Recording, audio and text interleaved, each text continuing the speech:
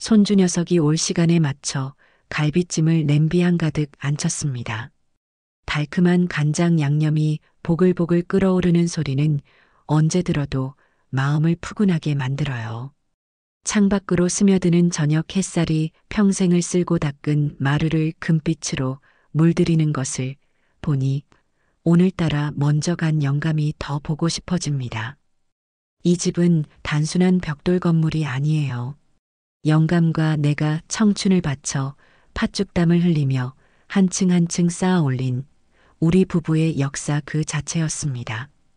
곧이어 현관문 디지털 도어록에 익숙한 번호 누르는 소리가 들리고 아들 은수와 며느리 지연 그리고 제 눈에 넣어도 아프지 않을 손주 녀석이 들어섰습니다.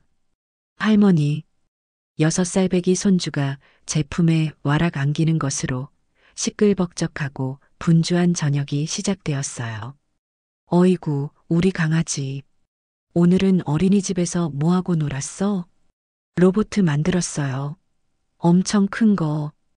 저는 아이의 뺨에 입을 맞추고는 부엌으로 향하는 며느리와 아들에게 눈인사를 건넸습니다. 은수는 피곤한 기색이 역력했고 며느리는 오늘도 머리부터 발끝까지 반짝이는 새 옷으로 치장하고 있었지요. 어머니, 뭘 이렇게 많이 하셨어요? 그냥 시켜 먹어도 되는데. 지연의 목소리에는 고마움보다는 귀찮음이 반쯤 섞여 있었습니다. 늘 있는 일이라 새삼 서운할 것도 없었어요. 저는 그저 웃으며 손주가 좋아하는 잡채도 했다고 어서 손 씻고 앉으라고 말했습니다. 상다리가 휘어지게 차린 저녁상에 둘러앉았습니다. 은수는 말없이 밥만 먹었고 손주는 갈비찜을 입에 넣고 오물거리느라 바빴습니다. 평온을 깬 것은 역시나 며느리였습니다. 참 어머니, 저 지난주에 백화점 갔다가 정수기 새로 계약했어요. 요즘은 필터만 갈아 끼우는 게 아니라 아예 직수관까지 통째로 교체해 주는 게 나왔더라고요. 한 달에 몇만 원만 더 내면 되는데 얼마나 깨끗하고 좋아요. 그러냐? 세상 참 좋아졌구나. 저는 무심히 대꾸하며 손주 녀석의 입가에 묻은 양념을 닦아주었습니다. 그러자 지연은 보란 듯이 은수를 툭 쳤어요. 여보, 들었지? 진작 바꿨어야 했다니까. 당신 친구 영철 씨는 이번에 상무로 승진해서 아내한테 유럽 여행 보내줬다더라. 우리는 언제 그런 호강 한번 해보나. 은수는 밥을 씹다 말고 숟가락을 내려놓았습니다. 체한 듯한 표정이었어요. 이게 며느리가 대화를 이끌어가는 방식입니다. 돌려서 아들의 무능을 탓하고 자신의 처지를 한탄하는 것.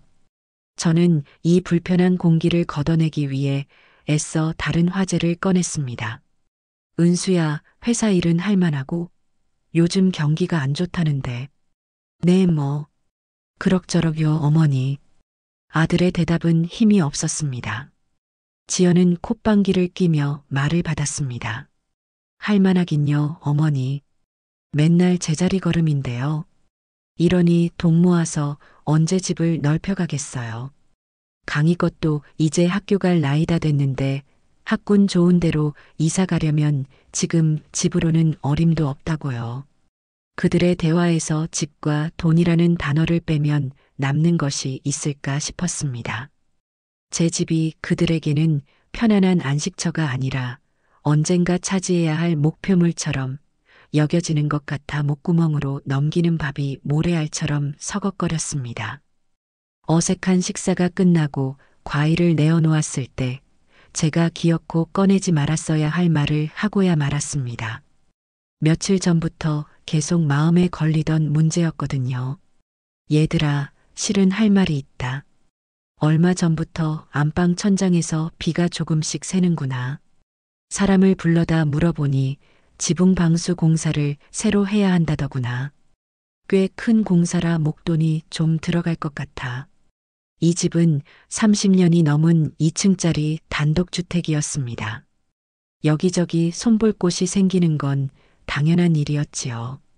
저는 그저 가족들에게 집의 상황을 알리고 싶었을 뿐입니다.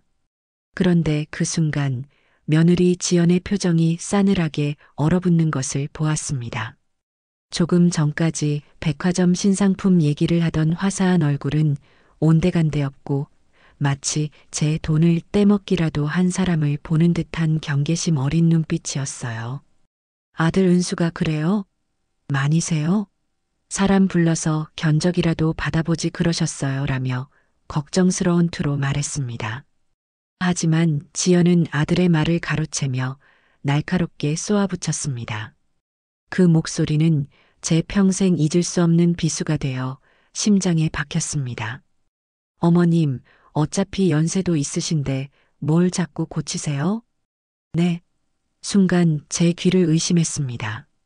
그 돈이며 재산, 무덤에 가져가시게요? 그냥 저희 주세요. 저희가 알아서 보탰을 테니. 땡그랑.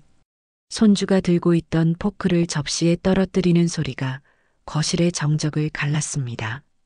세상의 모든 소음이 한순간에 멈춘 것 같았어요. 저는 숨쉬는 법을 잊은 사람처럼 며느리의 얼굴을 멍하니 바라보았습니다. 방금 저 입에서 나온 말이 정말 내 며느리의 말이 맞는지, 내가 잘못 들은 것은 아닌지 머릿속이 하얗게 비어버렸습니다. 재산을 무덤에 가져가느냐고요. 그냥 자기들을 달라고요. 아들 은수는 얼굴이 흑빛이 되어 여보, 당신 지금 무슨 말을 그렇게 해? 라며 아내를 나무랐지만 그 목소리는 너무나 작고 힘이 없었습니다. 지연은 오히려 당당했어요. 왜? 내가 틀린 말했어? 어차피 이 집 나중에 우리가 물려받을 거잖아요. 낡은 집에 돈 들이는 것보다 그 돈으로 우리 사는데 보태 쓰는 게 훨씬 현실적이지 않아요? 그 말은 일말의 죄책감도 어른에 대한 예의도 찾아볼 수 없는 완벽하게 계산적인 말이었습니다. 아들은 아내의 기세에 눌려 더 이상 아무 말도 하지 못하고 입술만 깨물고 있었어요. 저는 그 순간 깨달았습니다. 아들은 내 방패가 되어주지 못한다는 것을, 아니, 이미 오래전부터 방패가 아니었다는 사실을요. 저는 아무 대답도 할 수 없었습니다.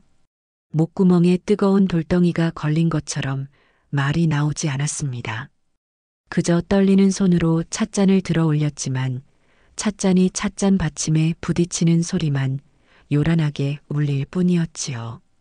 그들이 돌아간 후 텅 빈 집에는 무거운 침묵과 음식 냄새만이 남았습니다. 저는 치울 생각도 하지 못하고 식탁 의자에 한참을 주저앉아 있었습니다. 며느리의 말이 독처럼 온몸에 퍼져나가는 기분이었어요. 서운함, 섭섭함 같은 감정은 이미 지나가 버렸습니다. 그 자리에는 얼음처럼 차갑고 날카로운 무언가가 들어앉았습니다. 밤이 깊어 잠자리에 들었지만 잠은 오지 않았습니다. 눈을 감으면 며느리의 그 경멸적인 표정과 가시 돋친 목소리가 생생하게 떠올랐습니다. 연세도 있으신데 무덤에 가져가시게요? 그냥 저희 주세요. 단어 하나하나가 대못이 되어 제 가슴을 후벼 팠습니다.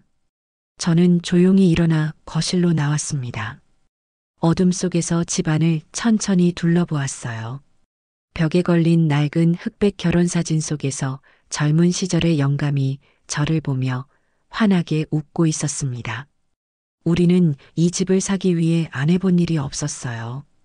영감은 건설 현장에서 막노동을 했고 저는 밤낮으로 남의 집 삭바느질을 했습니다.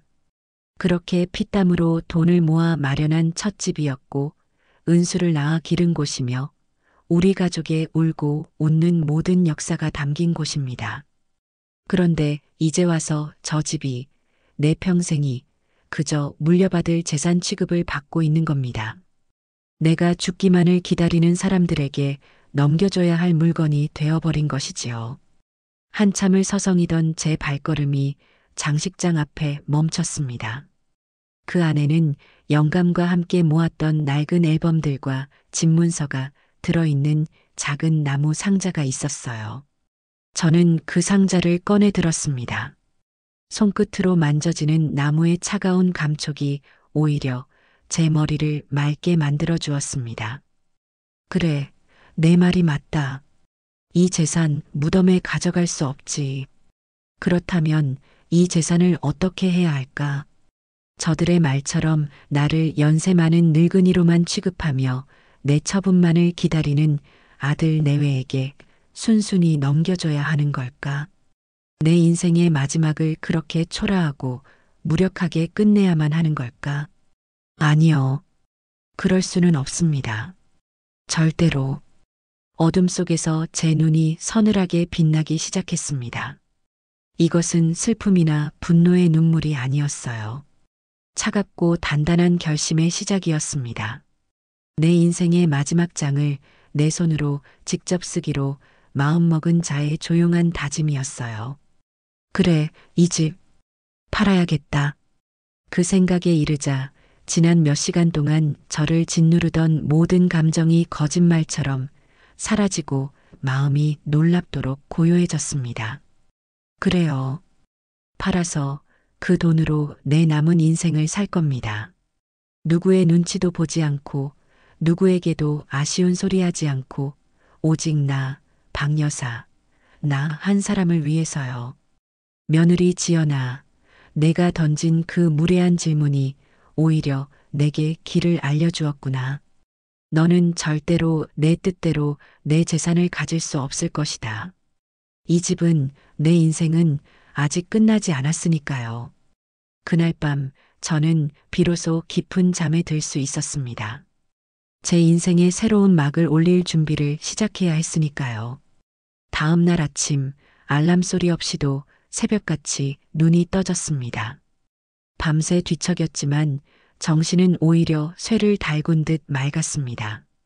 어제의 결심이 꿈이 아니라는 듯 집안의 공기마저 다르게 느껴졌어요. 평생을 내 몸처럼 여기던 이 집이 이제는 가격표가 붙은 하나의 자산으로 보이기 시작한 겁니다. 저는 가장 먼저 제 인생의 절반을 함께한 친구, 순자에게 전화를 걸었습니다. 신호음이 두어 번 울리자마자 쩌렁쩌렁한 목소리가 수화기 너머에서 들려왔습니다. 여사. 이 아침부터 웬일이야? 순자야, 나다. 혹시 바쁘지 않으면 잠깐 얘기 좀 할 수 있을까? 제 목소리가 평소와 다르다는 걸 금세 알아차린 순자가 다그치듯 물었습니다. 무슨 일 있어? 은순애가 또 속 썩였니? 저는 잠시 숨을 고르고 지난밤에 있었던 일을 가감없이 털어놓았습니다. 며느리가 던진 말, 무덤에 가져가시게요? 라는 그 한마디까지 전부요. 이야기를 듣는 내내 순자는 아무 말이 없었습니다. 제가 말을 마치자 수화기 너머에서 한숨과 함께 불같은 욕설이 터져나왔습니다. 이런 천하에 몹쓸 것들을 봤나? 그걸 말이라고 해? 지 애미한테. 박여사, 너 괜찮아? 괜찮고 말고. 오히려 정신이 번쩍 들더라. 잘 생각했다. 아주 잘했어. 그 집이 어떤 집인데 내가 그 인간이랑 평생 고생해서 일군 집 아니냐. 그걸 날로 먹으려고 들어? 어림도 없는 소리지. 그래서 어떻게 할 참이야? 순자의 격한 반응에 오히려 마음이 차분해졌습니다. 내 편이 있다는 사실이 이렇게 든든할 줄이야. 저는 제 결심을 말했습니다. 이 집을 팔고 조용한 곳으로 떠나서 남은 인생을 나를 위해 살겠다고요. 순자는 제 말을 듣더니 두말 없이 지지해 주었습니다. 그래, 그렇게 해. 그게 정답이다.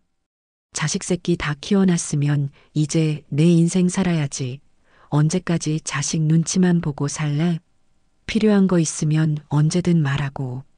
내가 두 팔 걷어붙이고 도와줄 테니 알았지? 친구와의 통화는 제 결심의 마지막 쐐기를 박아주었습니다. 전화를 끊고 나니 해야 할 일이 명확해졌어요. 더 이상 망설일 필요가 없었습니다. 이제부터는 속전속결로 움직여야 했습니다. 아들 내외가 눈치채기 전에 모든 것을 끝내야 했어요. 저는 은순애가 사는 동네나 우리 동네 부동산이 아닌 전혀 다른 구에 있는 부동산 중개업소 여러 곳의 번호를 수첩에 적었습니다. 괜히 아는 사람을 통했다가 소문이라도 나면 골치 아파질 테니까요. 몇 군데 전화를 돌려 상담을 해본 후 가장 목소리가 차분하고 신뢰가 가는 중개인과 약속을 잡았습니다. 일부러 집이 아닌 동네에서 조금 떨어진 찻집에서 만나기로 했어요. 약속 시간이 되자 40대 후반쯤 되어 보이는 단정한 차림의 남자가 들어와 제게 목례를 했습니다. 박 여사님 되시죠? 전화드렸던 김민준 실장입니다. 우리는 구석진 자리에 앉았습니다.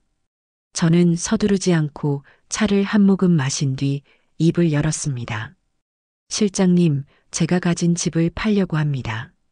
다만 아주 조용하고 신속하게 처리했으면 좋겠어요. 가족들은 모르게 진행하고 싶습니다. 김 실장은 제 말에 놀란 기색을 보였지만 곧 전문적인 태도로 돌아와 고개를 끄덕였습니다. 네, 사모님. 사정이 있으시군요. 알겠습니다. 저희는 고객의 비밀을 최우선으로 생각하니 걱정하지 않으셔도 됩니다. 그는 집 주소와 평수, 구조 등을 꼼꼼히 물으며 수첩에 메모했습니다. 저는 이 집의 역사와 제 사연에 대해서는 한마디도 꺼내지 않았습니다. 오직 매도자로서 필요한 정보만 건조하게 전달할 뿐이었지요. 대략적인 시세는 어느 정도 생각하면 될까요? 사모님, 그 동네가 요즘 재개발 이슈가 있어서 가치가 많이 올랐습니다. 단독주택은 부르는 게 값일 정도예요. 정확한 건 집을 직접 봐야 알겠지만 제가 지금껏 거래해 본 경험에 비추어 볼 때 김 실장이 조심스럽게 제시한 예상 가격은 제 상상을 훨씬 뛰어넘는 액수였습니다. 순간적으로 제 심장이 쿵 하고 내려앉는 것 같았어요. 김 실장이 돌아간 후 저는 찻집에 한참 더 앉아 있었습니다. 그가 말해준 금액이 머릿속을 계속 맴돌았어요. 그 돈은 단순히 큰 액수의 돈이 아니었습니다. 그것은 며느리가 그토록 탐내던 재산의 구체적인 가치였고 동시에 제 남은 인생을 지탱해줄 자유의 가격이기도 했습니다. 그깟 돈이 뭐라고 며느리는 어미뻘되는 시어머니에게 그런 모진 말을 했을까요? 그 돈이 있기에 이제 저는 누구의 눈치도 보지 않고 당당하게 떠날 수 있게 되었습니다. 헛웃음이 나왔습니다. 인생이란 참 아이러니하지요. 돈 때문에 상처받았는데 결국 그 돈이 저를 구원해줄 열쇠가 될 줄이야. 집으로 돌아오는 길, 제 발걸음은 그 어느 때보다 가벼웠습니다. 집에 들어서자마자 곧장 장식장으로 가 그 나무 상자를 다시 꺼냈습니다. 상자 안에는 빛바랜 집문서와 함께 영감의 도장이 들어 있었습니다. 저는 제 도장을 꺼내 그 옆에 나란히 놓았습니다. 며칠 뒤 김 실장에게서 연락이 왔습니다. 제 집을 보고 싶어 하는 구매자가 나타났다는군요. 모든 것이 제가 계획한 대로 빠르게 흘러가고 있었습니다. 저는 아들 내외가 모두 출근하고 없는 평일 낮 시간으로 약속을 잡았습니다. 이제 정말 돌아갈 수 없는 강을 건너는 겁니다. 조금의 두려움도 후회도 없었어요. 오히려 오랫동안 묵은 체증이 내려가는 듯한 후련함마저 느껴졌습니다. 저는 집문서를 손에 꼭 쥐었습니다. 이것은 내 인생의 마지막을 지키기 위한 가장 강력한 무기였습니다. 평일 오후 2시 약속한 시간에 맞춰 김 실장과 집을 보러 온 부부가 도착했습니다. 아들 내외가 퇴근하려면 아직 4시간은 넘게 남은 시간이었어요. 저는 아무렇지 않은 표정으로 그들을 맞이했지만 등 뒤로는 식은 땀이 흐르는 기분이었습니다. 마치 제 인생의 가장 큰 비밀 작전을 수행하는 첩보원이 된 것만 같았지요. 사모님, 이분들이십니다. 인사 나누세요. 50대쯤으로 보이는 부부는 집 안으로 들어서며 연신 감탄했습니다. 어머, 집이 정말 좋네요. 마당도 넓고 햇볕도 잘 들고.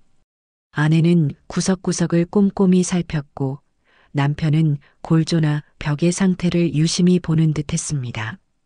저는 그저 묵묵히 그들을 따라다니며 필요한 질문에만 짧게 대답했습니다. 이 집의 어느 방에서 은수가 태어났고 저 마당의 감나무를 영감이 얼마나 아꼈는지 따위의 이야기는 모두 가슴속에 묻어두었습니다. 지금 그들에게 저는 이 집의 주인이 아니라 곧 이곳을 떠날 전 주인일 뿐이니까요. 집을 다 둘러본 부부는 김 실장과 함께 마당에서 한참을 무언가 상의하더니 이내 만족스러운 표정으로 제게 다가왔습니다. 사모님, 저희가 꼭 이 집을 사고 싶습니다. 제시하신 가격에서 저희도 최대한 맞춰드리겠습니다. 모든 것이 일사천리로 진행되었습니다. 그들은 조금의 망설임도 없었고 저 역시 가격을 흥정할 생각이 없었습니다. 김 실장이 제시했던 그 금액 그대로 계약은 성사되었습니다. 바로 다음 날 부동산 사무실에서 만나 계약서에 도장을 찍기로 했어요. 제 인생에서 가장 중요한 계약이 이렇게나 쉽고 빠르게 이루어질 줄은 몰랐습니다. 그들이 돌아가고 난 뒤 저는 텅 빈 거실에 서서 창밖을 보았습니다. 방금 전까지 이 집을 칭찬하던 그들의 목소리가 아직도 귓가에 맴도는 듯 했습니다. 이제 정말 이 집은 더 이상 제 것이 아니게 되는 겁니다. 시원섭섭한 마음이 들었지만 후회는 없었습니다. 이것은 제가 선택한 길이니까요. 계약서에 도장을 찍고 계약금을 통장으로 송금받은 날 저는 곧장 은행으로 가 태블릿 PC 하나를 샀습니다. 그리고는 집 근처 카페에 앉아 난생 처음으로 부동산 앱이라는 것을 깔아보았습니다.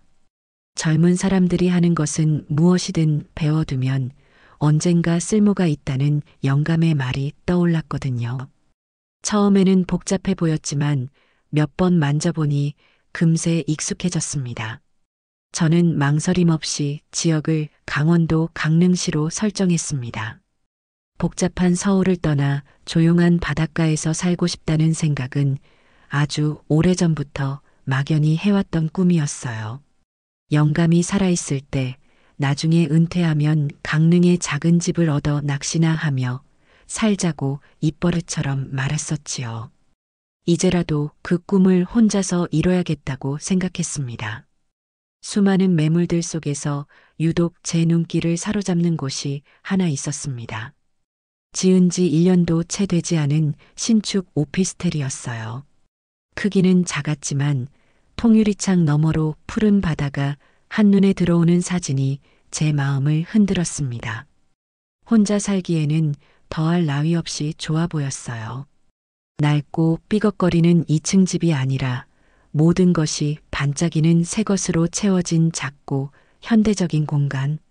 그곳이라면 과거의 그림자에서 벗어나 온전히 새로운 삶을 시작할 수 있을 것 같았습니다.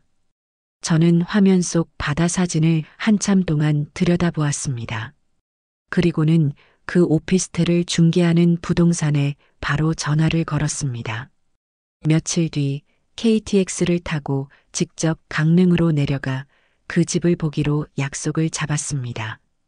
제 인생의 두 번째 막을 열어줄 무대를 직접 확인해야 했으니까요. 이사갈 곳이 정해지자 저는 본격적으로 짐을 정리하기 시작했습니다. 30년 넘게 살아온 집의 살림살이는 그야말로 어마어마했습니다. 장롱 깊숙한 곳에서는 제가 시집 올 때 해왔던 낡은 그릇 세트가 나왔고 창고에서는 은수가 어릴 때 가지고 놀던 장난감들이 먼지를 뒤집어 쓴 채 발견되었습니다. 저는 과감하게 버리기로 마음먹었습니다. 이것은 단순한 짐 정리가 아니었어요. 과거의 의무와 미련, 서운했던 기억들을 모두 털어내는 의식이었습니다.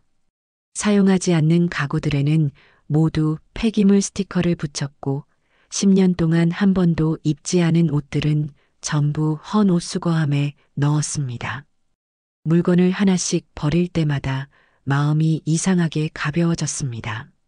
누군가의 아내, 은수의 엄마로 살아왔던 시간의 흔적들이 사라지면서 오롯이 나라는 사람만 남는 기분이었습니다. 물론 모든 것을 버린 것은 아니에요.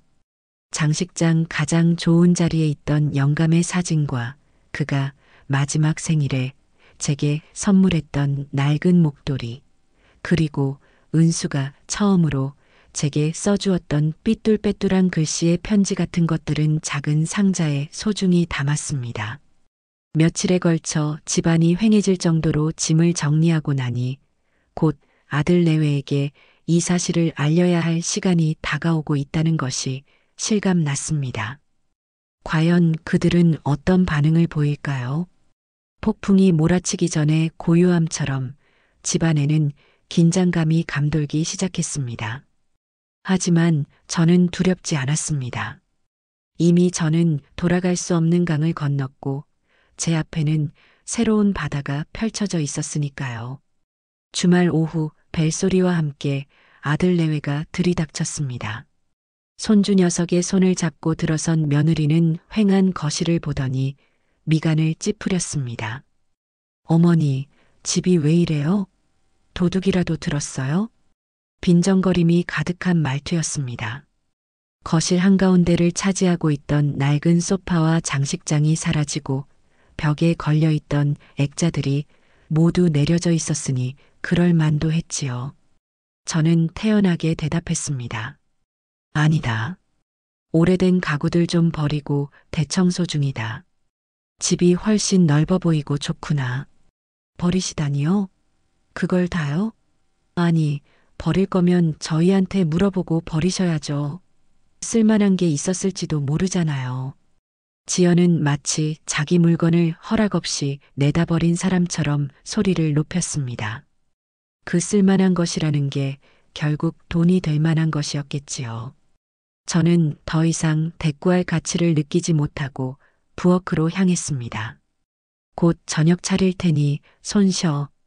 아들 은수는 아내의 눈치를 보며 어색하게 웃을 뿐이었습니다. 어머니가 깔끔한 걸 좋아하시잖아, 하. 그 모습이 어찌나 안쓰럽고 답답하던지요.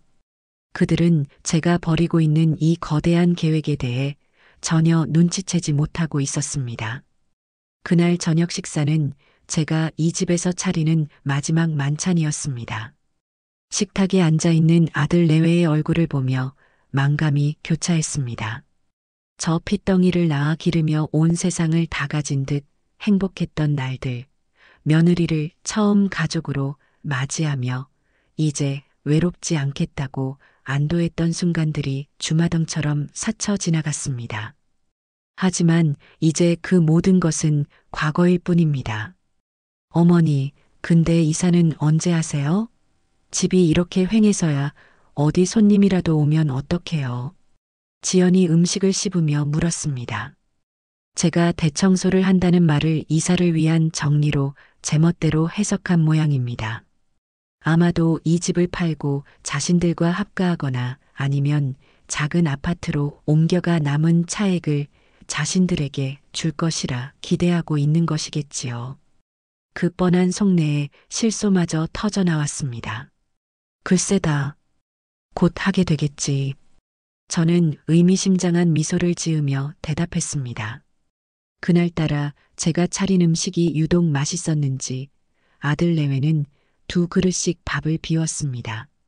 앞으로는 영영 먹지 못할 어머니의 집밥이라는 사실도 모른 채 말입니다. 식사가 끝나고 저는 직접 담근 매실차를 내어놓았습니다. 거실에는 어색한 침묵이 흘렀어요. 손주는 소파가 사라진 넓은 공간을 뛰어다니며 놀고 있었고 은수와 지연은 스마트폰만 들여다보고 있었습니다. 바로 지금이었습니다. 더 이상 미룰 수 없었어요. 저는 찻잔을 내려놓고 조용히 하지만 모두가 들을 수 있는 또렷한 목소리로 입을 열었습니다. 얘들아, 두 사람이 동시에 고개를 들었습니다. 너희에게 할 말이 있다. 제 단호한 말투에 무언가 심상치 않음을 느꼈는지 지연은 스마트폰을 내려놓고 저를 빤히 쳐다봤습니다. 저는 그 시선을 피하지 않고 똑바로 마주보며 제 인생을 건 한마디를 내뱉었습니다. 나 이 집 팔았다.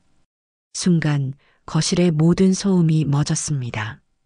뛰어놀던 손주 녀석마저 제자리에서 얼어붙은 듯 저를 바라보았습니다. 아들 은수는 네.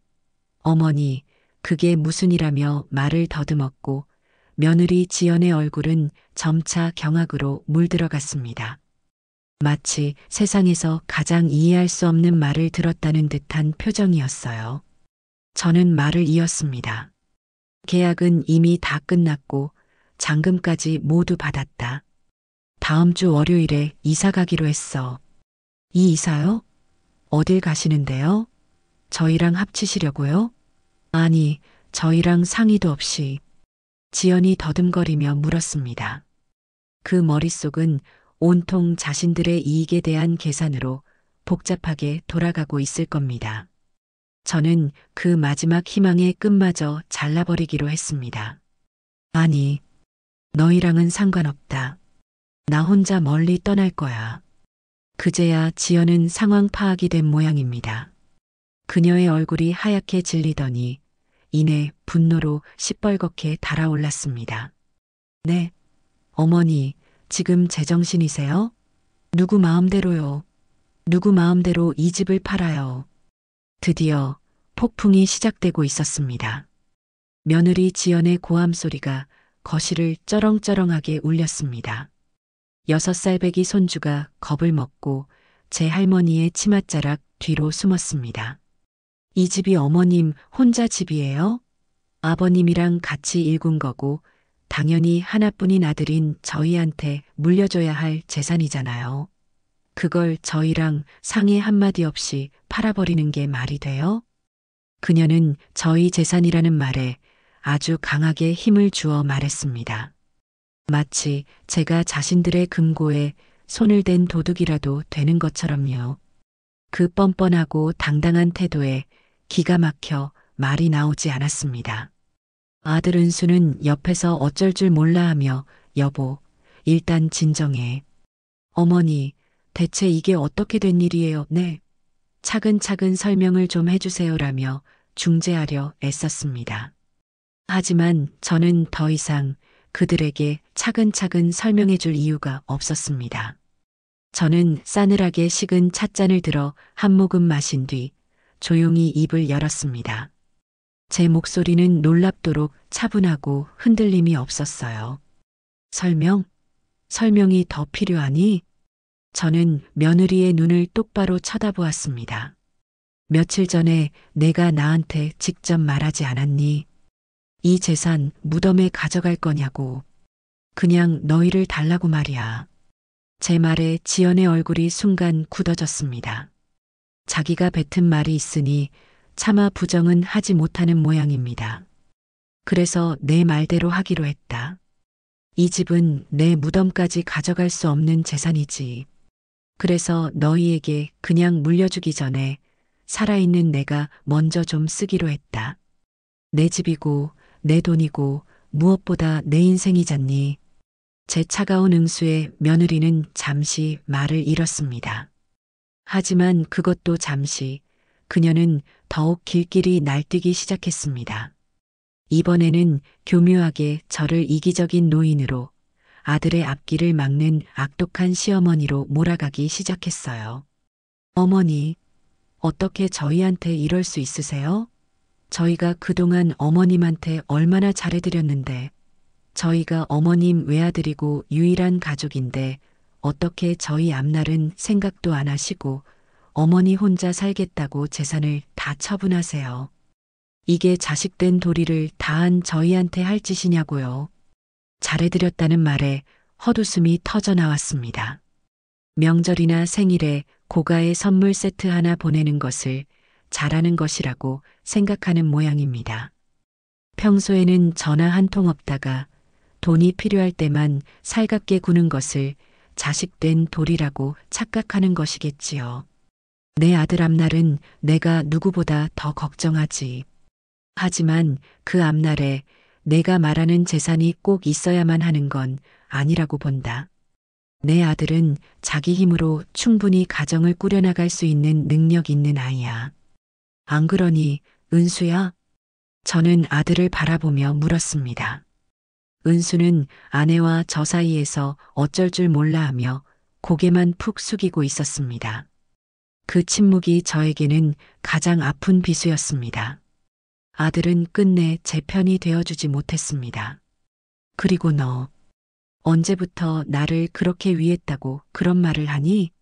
내 눈에 나는 그저 이 집과 돈을 지키고 있는 늙은이에 불과했잖니. 이제 그 짐을 내가 직접 덜어주겠다는데 왜 그렇게 화를 내는 것이냐. 제 반격에 며느리는 얼굴이 불그락푸르락해지며 저주에 가까운 악담을 퍼붓기 시작했습니다. 어머니 정말 이기적이시네요. 나중에 늙고 병들면 누가 돌봐줄 것 같아요? 후회하실 거예요. 반드시. 더 이상 대화는 의미가 없었습니다.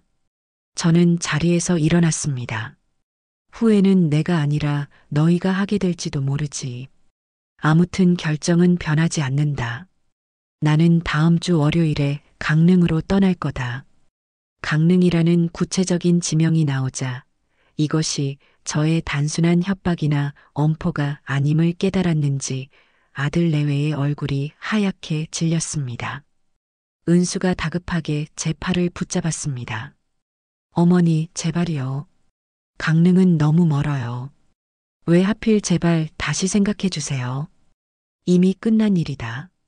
계약서에 도장을 찍었고 잔금까지 전부 내 통장에 들어왔다. 이 집은 이제 우리 집이 아니야. 더 이상 이 문제로 나를 찾아오지 말거라. 저는 아들의 손을 차갑게 뿌리쳤습니다.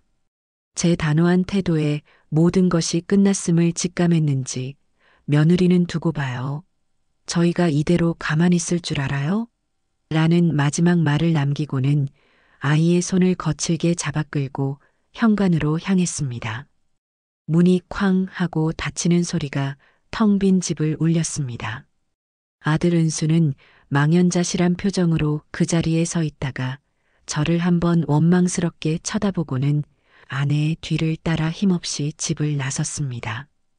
폭풍이 지나간 집에는 다시 정적이 찾아왔습니다. 저는 거실 바닥에 주저앉았습니다. 눈물이 나지 않았습니다. 대신 거대한 허탈감과 함께 이상한 해방감이 밀려왔습니다. 가장 어려울 것이라 생각했던 순간이 끝났습니다. 저는 마침내 제 인생의 가장 무거운 족쇄를 제 손으로 끊어낸 것입니다. 이제 남은 것은 떠나는 일뿐이었습니다.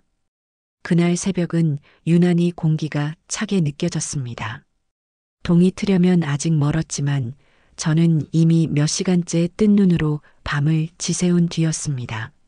창밖의 어둠 속에서 육중한 디젤 엔진 소리가 고요함을 가르며 들려왔을 때 저는 올 것이 왔구나 직감했지요. 이삿짐 센터의 커다란 트럭이 좁은 골목길을 비집고 들어와 제 집 앞에 멈춰 섰습니다. 제 인생의 한 시대를 통째로 드러내기 위한 거대한 집게차처럼 느껴졌어요.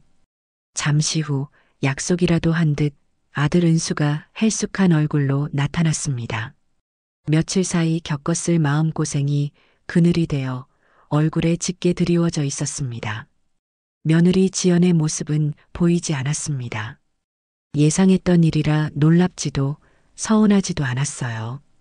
은수는 제게 다가와 아무 말 없이 고개를 푹 숙였습니다. 그 모습이 마치 죄인 같아 차마 똑바로 쳐다볼 수가 없었습니다. 왔구나. 아침은 먹었고? 네, 어머니. 일찍 드시고 나오셨네요. 그것이 우리의 대화 전부였습니다. 더 무슨 말을 할 수 있었을까요? 이내 이삿짐 센터 직원들이 익숙하고 기계적인 움직임으로 집안의 물건들을 나르기 시작했습니다. 그들이 제 평생의 손때가 묻은 가구들을, 추억이 켜켜이 쌓인 물건들을 아무렇지 않게 번쩍번쩍 들어 옮기는 모습을 보니 기분이 이상했습니다. 특히 영감이 서재에서 쓰던 낡은 책상을 드러낼 때 아들의 어깨가 움찔하는 것을 저는 보았습니다. 아들의 기억 속에도 아버지와의 추억이 저 책상에 고스란히 남아있겠지요. 아들은 말없이 직원들을 도와짐을 날랐습니다. 그가 평생을 살아온 이 집의 물건들을 제 손으로 직접 트럭에 싣는 심정이 어땠을까요? 그 넓은 등 뒤로 수만 가지 회한과 슬픔이 파도처럼 일렁이는 것을 느꼈지만 저는 애써 시선을 돌렸습니다. 지금 무너지는 모습을 보이는 것은 저와 아들, 그 누구에게도 도움이 되지 않는다는 것을 알았기 때문입니다. 마지막 짐까지 모두 실리고 텅 비어버린 집안을 한번 둘러보았습니다. 텅 비었다고 생각했지만 그 공간은 수많은 기억들로 가득 차 있었습니다. 가구들이 있던 자리에 남은 희미한 흔적, 벽에 걸렸던 가족 사진의 네모난 자국, 손주 녀석의 키를 재며 그어놓았던 문설주의 상처들, 그 모든 것이 어제라는 이름으로 제게 마지막 인사를 건네는 듯 했습니다. 발걸음을 옮길 때마다 텅 빈 공간에서 제 구두 소리가 유난히 크게 울렸습니다. 저는 현관문 손잡이를 잡고 아주 천천히 마지막으로 문을 잠갔습니다. 철컥하는 냉정한 쇠소리와 함께 제 인생의 전반전이 완전히 막을 내렸습니다. 가자, 아들아. 저는 아들이 운전하는 차의 조수석에 올랐습니다. 룸미러를 통해 점점 작아지는 동네의 풍경을, 제가 평생을 살았던 붉은 벽돌집을 마지막으로 눈에 담았습니다. 시원하면서도 한편으로는 가슴 한구석이 칼로 도려내는 것처럼 아릿해져 오는 복잡한 기분이었습니다. 하지만 차가 복잡한 서울 시내를 벗어나 동해로 향하는 널따란 고속도로에 올라서자 제 마음은 놀랍도록 평온해지기 시작했습니다. 창밖으로 빠르게 스쳐 지나가는 푸른 산과 맑은 하늘을 보며 저는 다가올 제 인생의 후반전을 조용히 기대하고 있었습니다. 이것은 도망이 아니었어요. 새로운 시작을 향한 나 자신을 위한 당당한 여정이었으니까요. 몇 시간을 달려 마침내 강릉에 도착했습니다. 낯선 도시의 풍경이 창밖으로 펼쳐졌지만 거짓말처럼 푸른 바다가 시야에 들어오는 순간 저는 이곳이 제 새로운 터전이 될 것임을 직감했습니다. 소금기를 머금은 청량한 바람이 열린 차창으로 불어와 지난 며칠간 저를 짓누르던 무거운 감정들을 씻어주는 듯 했습니다. 제가 새로 얻은 오피스텔은 해변 바로 앞에 우뚝 솟은 최신 건물이었습니다. 어머니, 여기 맞아요? 무슨 호텔 같은데요? 은수가 지하 주차장에 차를 세우며 물었습니다. 그는 이 모든 것이 아직도 믿기지 않는다는 표정이었습니다. 낡고 허름한 동네만 익숙했던 아들에게 이 번쩍이는 건물은 다른 세상처럼 느껴졌을 겁니다. 저는 말없이 고개를 끄덕이고 차에서 내렸습니다. 서늘한 공기가 감도는 주차장을 지나 로비로 들어서자 고급스러운 대리석 바닥과 은은한 조명이 저를 맞았습니다. 제가 살던 낡은 주택과는 모든 것이 다른 완전히 새로운 세상이었습니다. 15층에 위치한 제 집의 현관문 앞에 섰습니다. 주머니에서 카드키를 꺼내 도어록에 가져다 대자 삐리릭하는 경쾌한 전자음과 함께 문이 열렸습니다. 안으로 들어서는 순간 저와 은수는 동시에 숨을 멈췄습니다. 거실의 한쪽 벽면 전체가 통유리창으로 되어 있었고 그 너머로 인간의 언어로는 다 표현할 수 없는 광활한 동의 바다가 파노라마처럼 펼쳐져 있었습니다. 햇살을 바다보석처럼 부서지는 윤슬, 아득한 수평선 위를 유유히 나는 갈매기, 멀리 보이는 하얀 등대까지 그야말로 살아있는 한 폭의 그림이었습니다. 와, 은수의 입에서 낮은 감탄이 흘러나왔습니다. 저는 잠시 그 풍경에 넋을 잃고 서 있다가 가장 먼저 챙겨온 작은 상자를 열었습니다. 그리고 영감의 빛바랜 사진을 창가 가장 좋은 자리에, 바다가 가장 잘 보이는 곳에 올려두었습니다. 영감, 우리 소원 풀었네. 비록 나 혼자지만 이렇게 바다가 보이는 집에 왔어. 당신도 여기서 매일 이 바다를 보라고 마음속으로 그렇게 속삭였습니다. 뒤이어 도착한 이삿짐 센터 직원들이 짐을 올리기 시작했습니다. 살림을 절반 이상 버리고 온 터라 짐을 푸는 데는 오랜 시간이 걸리지 않았습니다. 아들은 묵묵히 저를 도와 침대를 조립하고 무거운 짐들을 제자리에 옮겨주었습니다. 모든 정리가 끝나고 아들은 돌아가야 할 시간이 되었습니다. 어머니, 그럼 저는 이제 가보겠습니다. 필요한 거 있으시면 꼭, 정말 꼭 전화하세요. 그래, 어서 가거라. 운전 피곤할 테니 휴게소에서 꼭 좀 쉬었다 가고.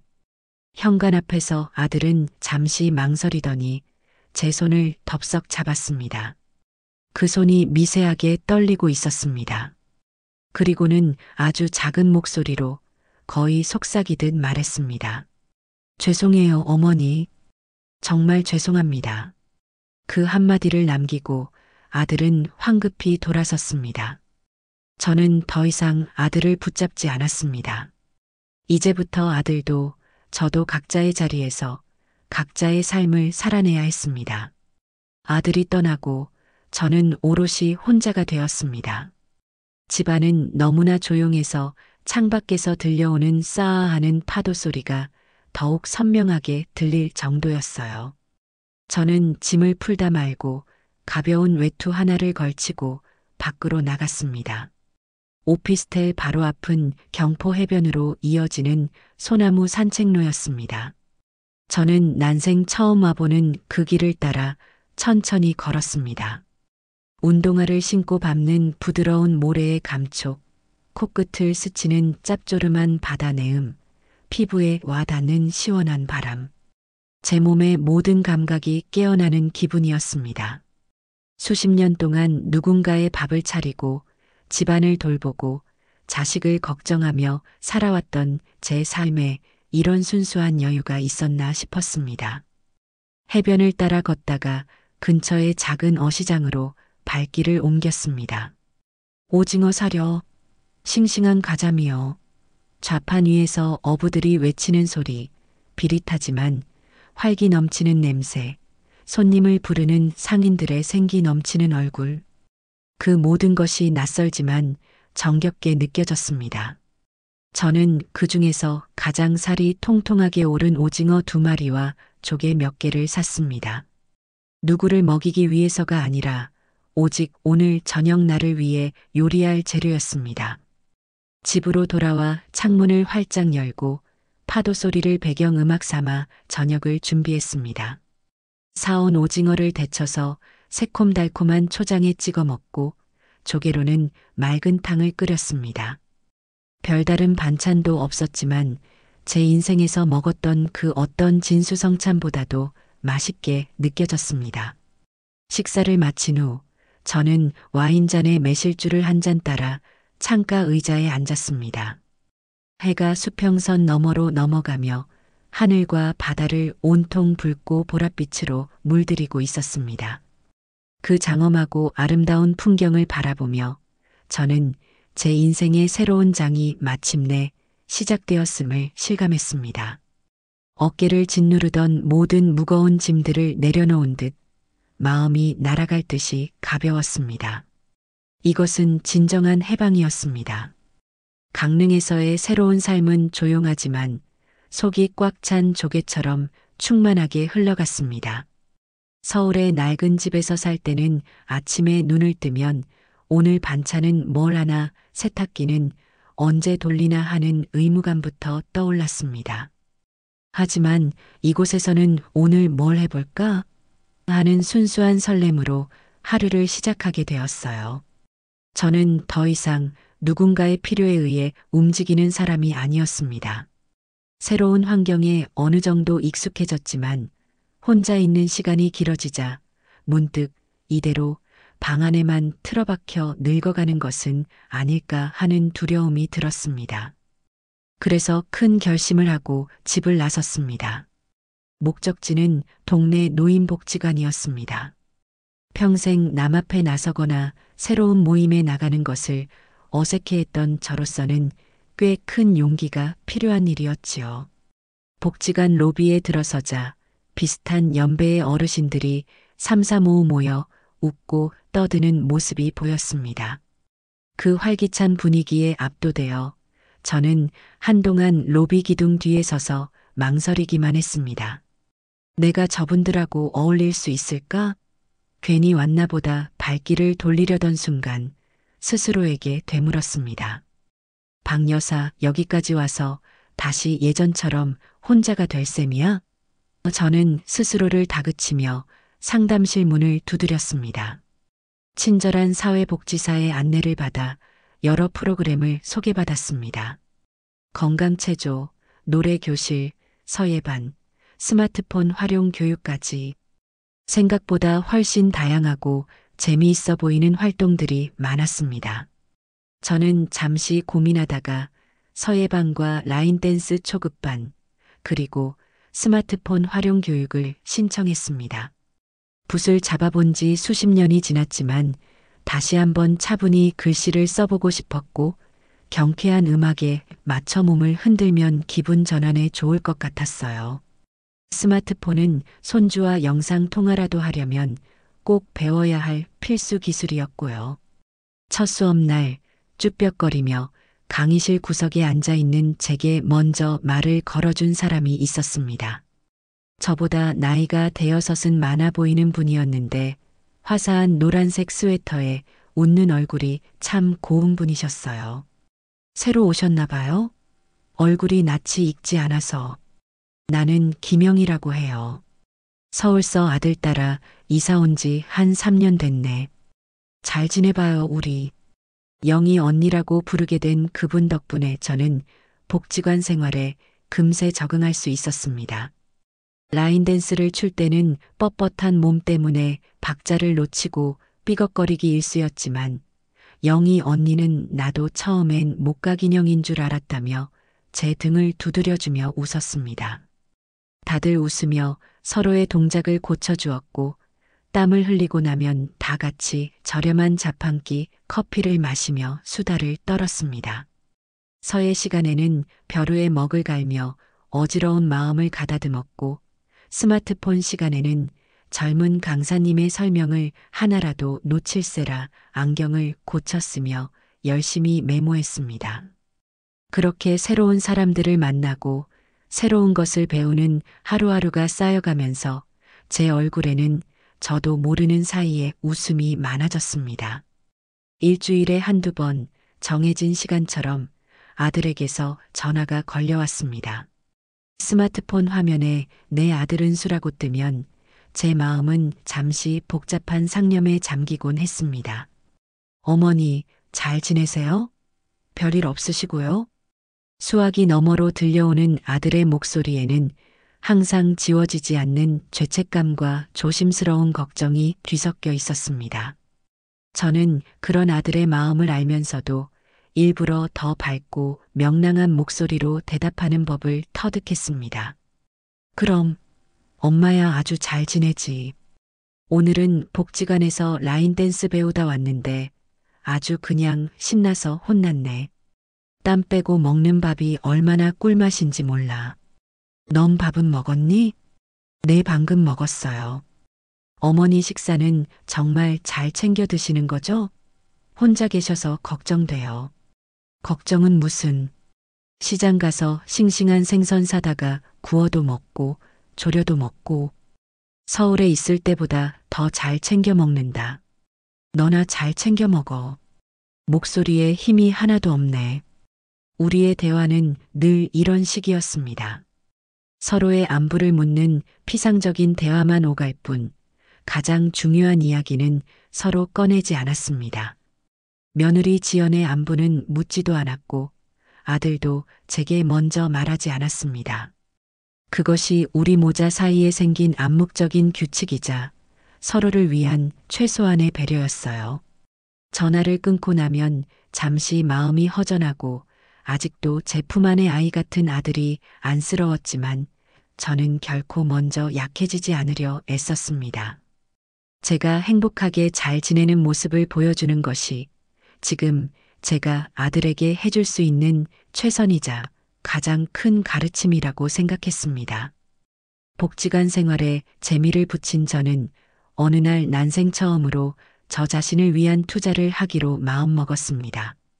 그동안은 돈이 생기면 무조건 통장에 넣어두거나 자식들을 위해 쓰는 것이 어머니의 당연한 도리라고 생각하며 살아왔습니다.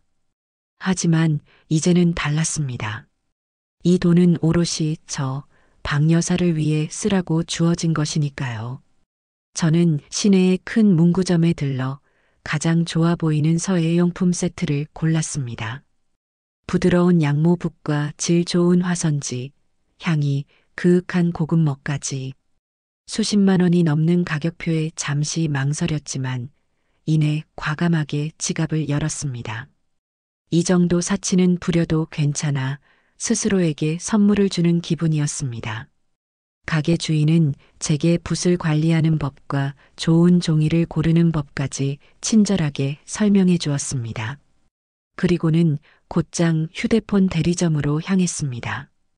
구형 폴더폰만 고집하던 제가 최신형 스마트폰을 사고 싶어진 겁니다.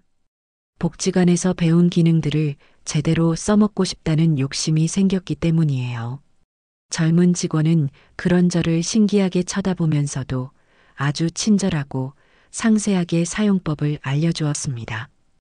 큰 화면으로 인터넷 기사를 보고 손주 사진을 선명하게 보고 복지관 친구들과 단체 대화방을 만드는 법까지 새로운 세상이 제 손안에 들어온 것 같았습니다.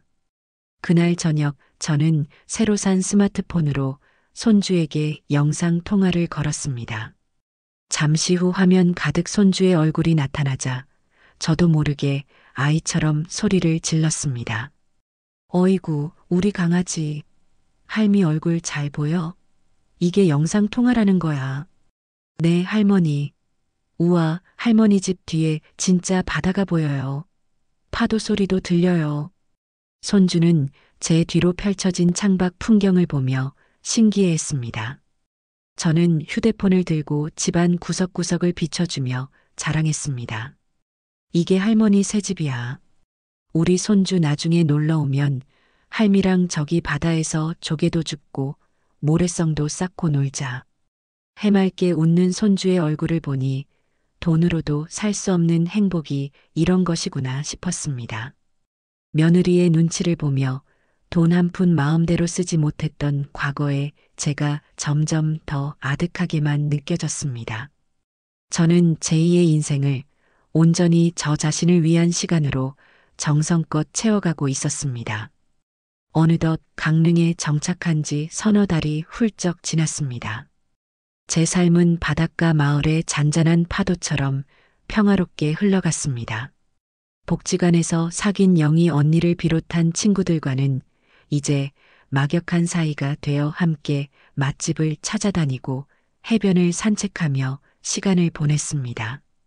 하지만 그 평온은 서울에 사는 오랜 친구 순자의 전화 한 통으로 잠시 물결이 일었습니다.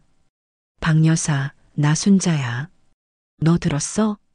언제나처럼 활기찬 순자의 목소리였지만 이번에는 무언가 비밀스러운 정보를 전달하려는 듯 목소리를 낮추고 있었습니다. 뭘 들어? 또 무슨 일 있니? 은순의 말이야. 아주 동네 망신이 따로 없어. 그 서방 잡아먹을 며느리 말이야. 은수를 아주 들들 볶다 못해 죄를 만든다는 소문이 파다해. 밤낮으로 집에서 고함 소리가 끊이질 않는다고 옆집 사는 이 씨가 미용실 와서 그러더라. 순자는 시장에서, 동네 미용실에서, 찜질방에서 주워들은 이야기들을 마치 현장에서 직접 본 것처럼 생생하고 극적으로 전달했습니다. 이야기의 핵심은 역시나 돈이었습니다. 아들 내외는 제가 살던 집을 담보로 큰 돈을 대출받아 지인이 추천하는 주식에 몰빵할 계획이었던 모양입니다.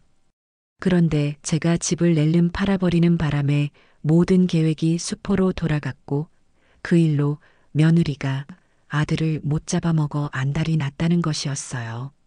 그뿐인 줄 알아? 며느리가 어디서 또 급하게 돈을 끌어다 투자를 했다가 쫄딱 망했다는 소문이 있어. 아주 돈에 환장한 애야, 걔는. 은수가 참 불쌍하지. 눈이 삐었지. 저런 걸 며느리라고 들여서는 아무튼 내가 집 팔고 떠난 건 100번, 1000번 잘한 일이다. 안 그랬으면 내 노후 자금까지 그 구렁텅이에 다 들어갔을 거야. 전화를 끊고 나니 마음이 돌덩이를 얹은 듯 무겁고 착잡했습니다. 철없는 아들이 겪고 있을 고통을 생각하니 가슴이 아팠지만 한편으로는 순자의 말처럼 제가 그곳을 떠나온 것이 얼마나 다행인지 모른다는 안도감도 들었습니다. 그들의 탐욕과 갈등이 만들어낸 균열은 이제 저와는 상관없는 일이었습니다. 저는 그저 창밖의 평화로운 바다를 바라보며 제 선택이 옳았음을 다시 한번 확인할 뿐이었습니다. 그들의 불행이 나의 평온을 흔들게 둘 수는 없었어요. 그렇게 며칠이 지난 평일 오후였습니다. 복지관서의 수업을 마치고 돌아와 막 집으로 들어섰을 때 현관의 인터폰이 울렸습니다. 택배나 배달을 시킨 적이 없었기에 의아한 마음으로 화면을 켰습니다. 그리고 저는 제 눈을 의심했습니다. 화면 속에는 잔뜩 인상을 쓴 며느리와 그 뒤에 넋이 나간 사람처럼 서 있는 아들 은수가 있었습니다. 예고도 없는 불길한 방문이었습니다. 심장이 쿵하고 내려앉는 것 같았어요. 잠시 망설였습니다. 모르는 척, 없는 척 문을 열어주지 말까? 수만 가지 생각이 머릿속을 스쳐 지나갔습니다. 하지만 피하는 것은 제 방식이 아니었습니다. 저는 이미 그들을 두려워하는 과거의 박여사가 아니었으니까요. 저는 잠시 심호흡을 한 뒤 로비의 문을 열어주는 버튼을 눌렀습니다. 곧이어 제 집 현관문 앞에서 초인종이 울렸습니다. 문을 열자 며느리는 저를 보자마자 다짜고짜 집 안으로 쳐들어왔습니다. 그리고는 사방을 훑어보며 비꼬는 투로 말했습니다. 어머, 아주 좋은 데서 사시네요? 궁궐이 따로 없네.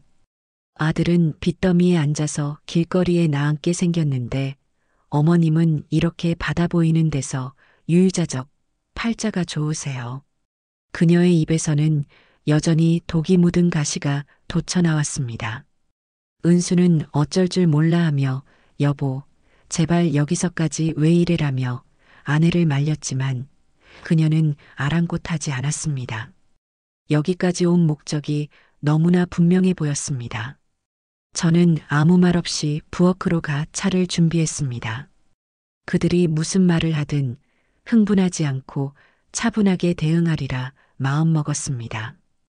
두 사람 앞에 탁자에 찻잔을 내려놓으며 조용히 입을 열었습니다. 그래, 여기까지 무슨 일로 왔니? 일단 앉아서 차나 한 잔 들고 할 말이 있으면 해보거라. 제 차분한 태도에 며느리는 오히려 더 기가 찬다는 표정이었습니다. 그녀는 서론도 없이 바로 본론으로 들어갔습니다. 이번에는 지난번처럼 소리를 지르지 않았습니다. 대신 동정심에 호소하는 듯한 교활한 방식을 택했습니다. 어머니, 저희 정말 힘들어요. 은수 씨 회사 사정도 안 좋아지고 저도 잘해보려고 뭐 좀 하다가 빚까지 지게 됐어요. 이자 갚을 날은 다가오는데 다 어머니가 갑자기 집을 파는 바람에 저희 계획이 다 틀어져서 이렇게 된 거잖아요. 어머니, 저희 좀 도와주세요. 그녀는 금방이라도 눈물을 흘릴 것처럼 눈시울을 붉혔습니다. 하지만 그 눈에는 진심 어린 뉘우침이 아니라 탐욕과 계산만이 가득하다는 것을 저는 똑똑히 볼 수 있었습니다. 어머니가 가지신 그 돈, 저희한테는 정말 생사가 걸린 문제예요. 저희도 어머니 자식인데 이렇게 모른 척 하실 수는 없잖아요. 다 달라는 것도 아니에요. 딱 저희 빚 갚고 다시 시작할 수 있을 만큼만 도와주세요. 네, 어머니. 어머니밖에 없어요, 저희는. 은수는 옆에서 고개를 푹 숙인 채 죽은 듯이 앉아있을 뿐이었습니다. 저는 그 두 사람을 번갈아 바라보았습니다. 그리고는 나지막하지만 강철처럼 단단한 목소리로 말했습니다. 내가 너희에게 해줄 말은 그때나 지금이나 똑같다. 저는 잠시 말을 끊고 두 사람의 얼굴을 찬찬히 살폈습니다. 그 돈은 내 돈이다. 너희가 어떤 상황이든 너희에게 줄 돈은 단 한 푼도 없어. 너희 문제는 너희가 알아서 해결하거라. 그게 어른 아니겠니? 그리고 여긴 내 집이니 더 이상 찾아와서 소란 피우지 말고 돌아가 주면 좋겠구나. 제 말에 며느리의 얼굴에서 거짓 눈물이 싹 사라지고 다시 본래의 악독한 표정이 드러났습니다. 어머니, 진짜 이렇게까지 독하게 나오실 거예요? 피도 눈물도 없으세요. 라며 소리를 지르려던 순간 옆에 있던 은수가 아내의 팔을 거칠게 잡아 끌며 자리에서 일어났습니다. 그만해. 가자. 더 이상 어머니 힘들게 하지 말고. 은수의 목소리에는 깊은 절망과 체념, 그리고 아주 작은 분노가 섞여 있었습니다. 그는 제게 눈길 한 번 주지 않고 아내를 거의 끌다시피 하여 현관으로 향했습니다. 문이 닫히고 저는 다시 혼자가 되었습니다. 탁자 위에는 그들이 한 모금도 마시지 않은 차 두 잔이 싸늘하게 식어가고 있었습니다. 저는 그 찻잔을 싱크대에 쏟아버리고 집안의 모든 창문을 활짝 열었습니다. 그들이 남기고 간 탁하고 불행한 기운을 시원한 바닷바람으로 전부 쓸어내고 싶었습니다. 강릉에서 빈손으로 돌아간 아들 내외에게 무슨 일이 있었는지는 나중에 순자를 통해 소상히 전해 들을 수 있었습니다. 순자의 말에 따르면 그날 강릉에서 서울로 돌아오는 차 안에서 두 사람은 평생 할 싸움을 다 했다고 합니다. 며느리는 제 욕을 퍼부으며 독한 늙은이, 자식 버린 매정한 어미라며 모든 것을 제 탓으로 돌렸고 평생 아내의 말에 한마디 대꾸도 못하던 아들은 처음으로 운전대를 거칠게 내리치며 폭발했다고 합니다. 당신이 어머니께 어떻게 했는지 생각해봐. 그 말이 사람한테 할 소리였어? 평생 고생만 하신 분한테 무덤 얘기가 나와? 다 당신 욕심 때문이잖아. 어머니가 왜 저렇게까지 독하게 변하셨겠어? 당신이 그렇게 만든 거야. 아들은 울분을 토하며 소리쳤다고 합니다.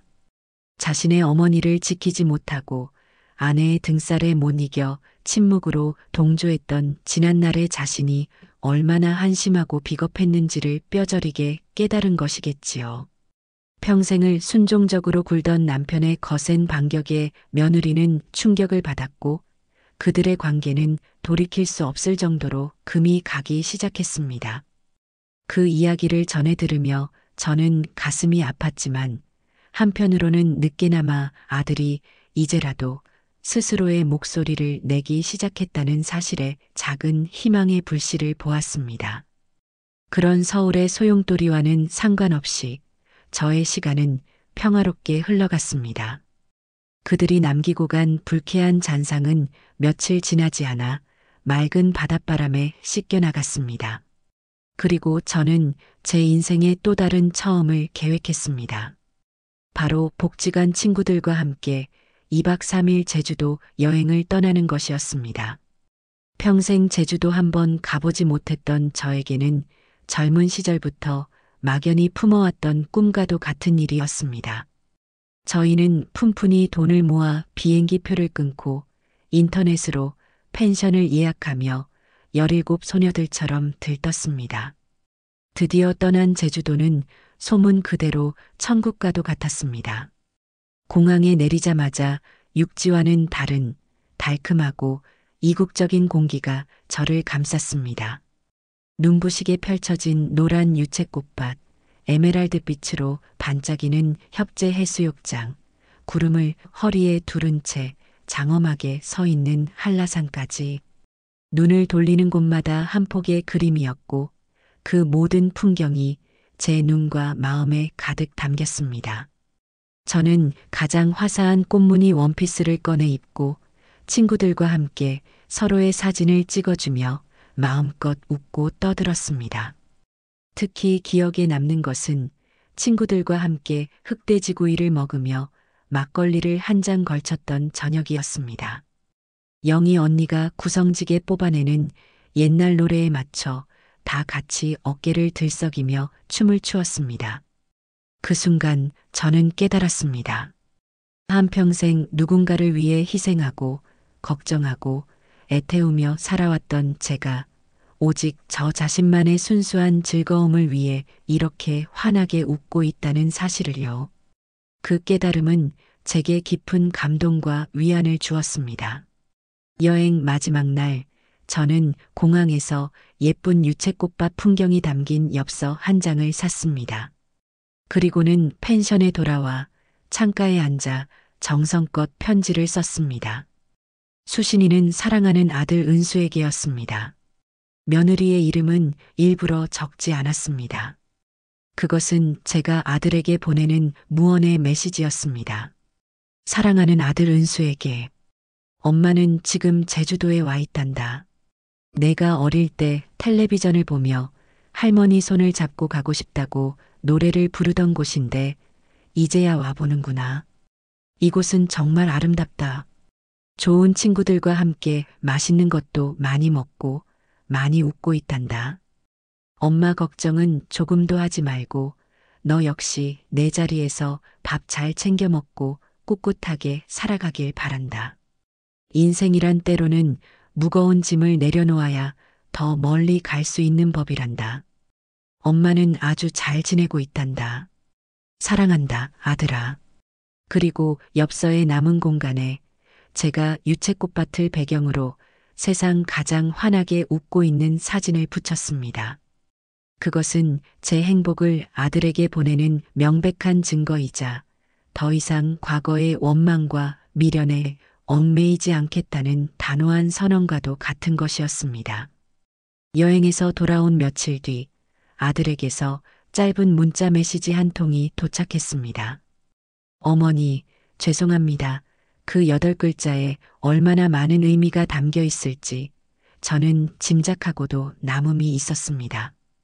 제가 보낸 엽서를 받아보았겠지요. 저는 강릉의 집 창가에 앉아 제주도에서 찍은 사진들을 넘겨보았습니다. 활짝 웃고 있는 제 모습과 친구들의 얼굴을 보니 저절로 입가에 미소가 지어졌습니다. 그리고 서울의 어느 삭막한 아파트에서 제 엽서를 받아들고 괴로워하고 있을 아들의 모습을 그려보았습니다. 아마도 아들은 깨달았을 겁니다. 돈과 재산이 결코 행복을 보장해주지 않는다는 것을요. 돈 때문에 서로를 물어뜯는 아내와 함께 불행한 결혼 생활을 이어가는 자신의 모습과 모든 것을 버리고 떠나 비로소 진정한 자유와 웃음을 찾은 늙은 어머니의 모습이 얼마나 극명하게 대비되었을까요? 어머니를 불행하게 만들었던 그 모든 것들이 결국 자기 자신마저 불행의 구렁텅이로 몰아넣고 있다는 사실을 말입니다. 제가 보낸 엽서는 아들에게 보내는 마지막 시험이었을지도 모릅니다. 과거의 잘못과 불행에 얽매여 계속해서 주저앉아 있을 것인지 아니면 저처럼 모든 것을 끊어낼 용기를 내어 새로운 삶을 선택할 것인지 그 선택은 이제 온전히 아들의 몫이었습니다. 저는 그저 창밖의 아득한 수평선을 바라보며 제 아들이 현명하고 용기 있는 선택을 내리기를 조용히 기도할 뿐이었습니다. 부디 그 역시 자신만의 행복을 찾을 수 있는 길을 발견하기를, 그 길이 아무리 고통스럽고 외로울지라도 말입니다. 제주도에서 돌아온 뒤로도 제 일상은 변함없이 평온했습니다. 복지관 친구들과 함께 웃고 서해에 몰두하고 바다를 보며 사색하는 날들이 이어졌습니다. 아들에게서는 여전히 일주일에 한두 번 전화가 걸려왔지만 그 내용은 조금씩 달라지고 있었어요. 더 이상 의무감이나 죄책감에 억지로 안부를 묻는 듯한 느낌이 아니었습니다. 자신의 소소한 일상을 이야기하기도 하고 제 건강에 대해 진심으로 걱정하기도 했습니다. 그러던 어느 날 저녁 아들에게서 전화가 걸려왔습니다. 평소와는 다른 아주 낮고 진중한 목소리였습니다. 어머니, 저 은수입니다. 그래, 아들. 웬일이냐, 이 시간에. 어머니, 제가 이번 주말에 혼자 찾아뵈어도 될까요? 꼭 드려야 할 말씀이 있습니다. 혼자라는 말에 힘을 주어 말하는 아들의 목소리에서 저는 무언가 큰일이 있었음을 직감했습니다. 심장이 철렁 내려앉았지만 애써 태어난 목소리로 대답했습니다. 그래, 그러려무나. 조심해서 오너라. 전화를 끊고 저는 한참 동안 창밖의 밤바다를 바라보았습니다. 이제 정말 모든 것을 끝맺어야 할 시간이 온 것 같았습니다. 주말이 오기까지 며칠 동안 제 마음은 잔잔한 파도와 거친 풍랑 사이를 오갔습니다. 아들을 만나면 무슨 말을 해야 할까? 어떤 표정을 지어야 할까? 저는 집안을 평소보다 더 깨끗하게 청소하고 아들이 좋아하던 밑반찬 몇 가지를 만들었습니다. 그것은 더 이상 의무가 아니었어요. 인생의 가장 큰 폭풍을 온몸으로 견뎌내고 있을 아들을 위한 어미로서의 마지막 연민이자 애정이었습니다. 토요일 오후 약속한 시간에 아들이 도착했습니다. 초인종 소리에 문을 열자 문 앞에 서 있는 아들의 모습은 제가 기억하던 모습과 사뭇 달랐습니다. 값비싼 옷이나 시계는 없었지만 늘 아내의 기에 눌려 어둡고 불안해 보이던 눈빛이 아니었습니다. 깊은 슬픔과 피로가 어려 있었지만 그 안에는 어떤 단단한 결심을 내린 사람 특유의 고요함이 자리하고 있었어요. 우리는 말없이 거실 창가에 마주 앉았습니다. 제가 차를 내어오자 아들은 찻잔을 들지도 않고 자리에서 일어나 제 앞에 무릎을 꿇었습니다. 은수야, 이게 무슨 짓이냐? 어서 일어나. 아닙니다, 어머니. 제가 먼저 일어나서는 안 됩니다. 아들은 고개를 깊이 숙인 채 떨리는 목소리로 말을 잇기 시작했습니다. 그 목소리는 제 심장을 그대로 관통하는 듯 했습니다. 어머니, 제가 다 잘못했습니다. 제가 못나서, 제가 용기가 없어서 어머니를 평생 외롭게 만들었습니다. 지연이가 어머님 가슴에 대못을 박을 때 제가 막았어야 했는데 아들이라는 놈이 제 아내 하나 무서워서 어머님을 방패막이로 삼았습니다. 제가 아들로서 죄인입니다. 돈 때문이 아닙니다. 제가 사람으로서 자격이 없었습니다. 정말 죄송합니다, 어머니. 아들의 어깨가 가늘게 떨리고 있었습니다. 굵은 눈물방울이 바닥으로 뚝뚝 떨어지는 것이 보였습니다. 이것은 돈을 얻지 못해 흘리는 눈물이 아니었어요. 뒤늦게나마 자신의 어리석음과 비겁함을 깨달은 한 남자의 진심 어린 참회의 눈물이었습니다. 저는 조용히 다가가 아들의 어깨를 감싸 안고 일으켜 세웠습니다. 일어나거라. 다 지난 일이다. 너도 그동안 마음고생이 얼마나 심했겠니? 어미는 그걸로 되었다. 제 말에 아들은 어린아이처럼 소리내어 울기 시작했습니다. 저는 그저 아들의 등을 말없이 토닥여 주었습니다. 한참을 울던 아들은 눈물을 닦고 제게 충격적인 사실을 고백했습니다. 어머니, 저 지연이와 헤어지기로 했습니다. 지금 이혼 소송 중이에요. 어머니가 보내주신 엽서를 받고 모든 것을 깨달았습니다. 행복하게 웃고 계신 어머니 사진과 돈 때문에 매일같이 서로를 저주하며 싸우는 저희 부부의 모습이 겹쳐지는데 숨을 쉴 수가 없었습니다. 이건 사는 게 아니었어요. 어머니는 모든 걸 버리고 행복을 찾으셨는데 저는 모든 걸 주려다 제 자신마저 잃어버렸다는 걸 알았습니다. 더 이상은 이렇게 살 수 없어요. 아들은 담담하게 말했습니다.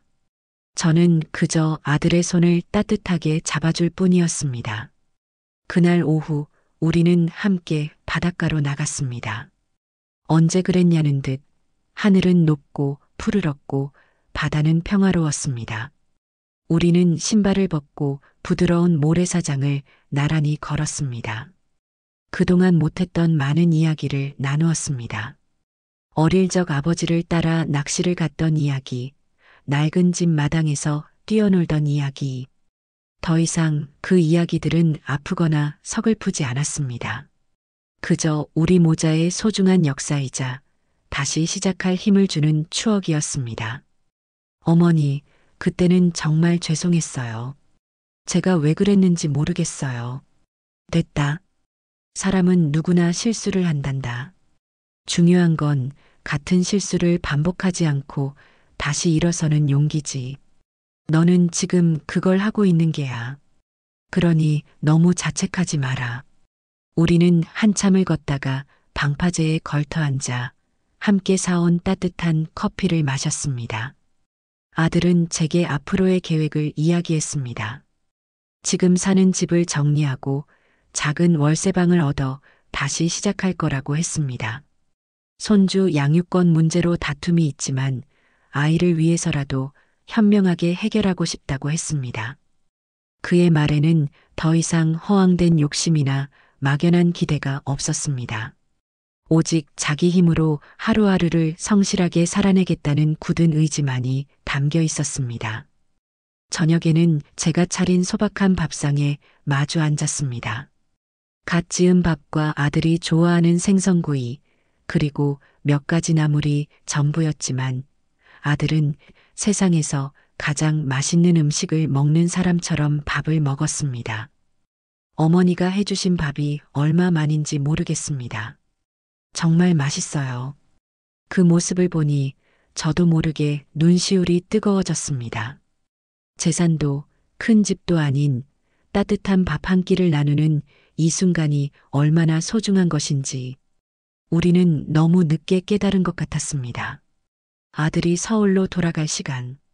떠나는 아들의 뒷모습은 더 이상 위태롭거나 초라하지 않았습니다. 모든 것을 잃었지만 역설적으로 자기 자신을 되찾은 어른의 모습이었습니다. 저는 아들이 완전히 보이지 않을 때까지 손을 흔들어 주었습니다.